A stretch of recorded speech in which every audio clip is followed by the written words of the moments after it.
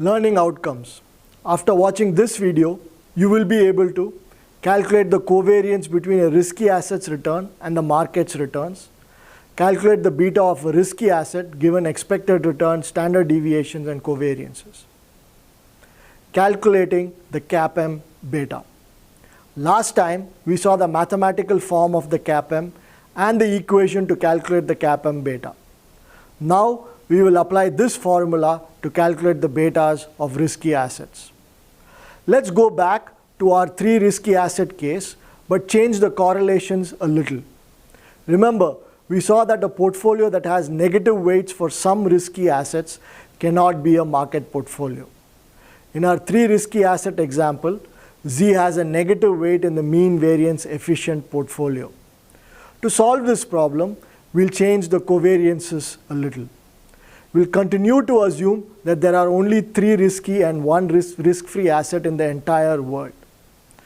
The expected return and standard deviation for X are 10% and 7% respectively. Similarly, for Y, we have 20% and 10% respectively, and for Z, we have 15% and 12% respectively. The covariance between X and Y is 0.0032.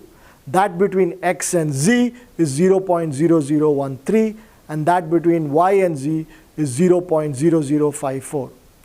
The risk-free rate is still 5%. Using Solver in Excel, you can confirm that the weights of X, Y, and Z in the mean variance efficient portfolio are 0.0546, 0.8424, and 0.1030 respectively. Since all the weights are positive, this mean variance efficient portfolio is a valid market portfolio. Remember how to calculate the expected return and standard deviation of returns for a portfolio. The expected return of the market portfolio is 0.0546 times 10% plus 0.8424 times 20% plus 0.1030 times 15%. Which gives us 18.94%. The standard deviation of the market portfolio's returns is the square root of 0.0546 squared times 0.07 squared plus 0.8424 squared times 0.10 squared plus 0.1030 squared times 0.12 squared plus 2 times 0.0546 times 0.8424 times 0.0032 plus 2 times 0.0546 times 0.1030 times 0.0013 plus 2 times 0.8424 times 0.1030 times 0.0054. The standard deviation of the market portfolio comes out to be 9.22%. To calculate the betas of the 3 assets, we need to calculate the covariance of each asset's returns with that of the market portfolio.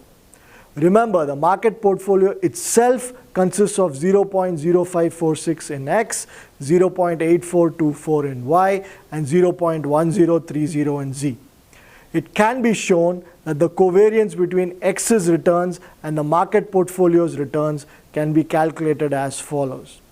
It is the covariance between X and 0.0546 of X plus the covariance between X and 0.8424 of Y plus the covariance of X and 0.1030 of Z. The covariance between X and X is nothing but the variance of X. So now we have 0.0546 times the variance of X plus 0.8424 times the covariance between X and Y plus 0.1030 times the covariance between X and Z. This works out to be 0.0031. You can similarly calculate the covariances of Y's returns and Z's returns with the market portfolio's returns. They work out to be 0.0092 and 0.0061 respectively.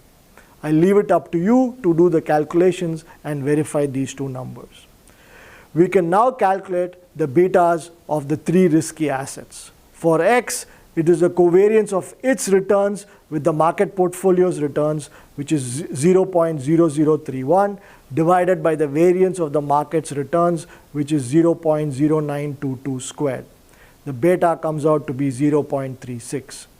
Similar calculations for Y and Z yield betas of 1.08 and 0.72 respectively. Please verify these numbers. Do note that Y has the highest expected return of 20% among the 3 risky assets, and its beta of 1.08 is also the highest. X, on the other hand, has the lowest expected return of 10% and also the lowest beta of 0.36. This is consistent with investors demanding a higher compensation in the form of higher expected returns for holding riskier, higher beta assets. Next time, we will define a plot of the CAPM, which is called the security market line, and compare it to the capital market line.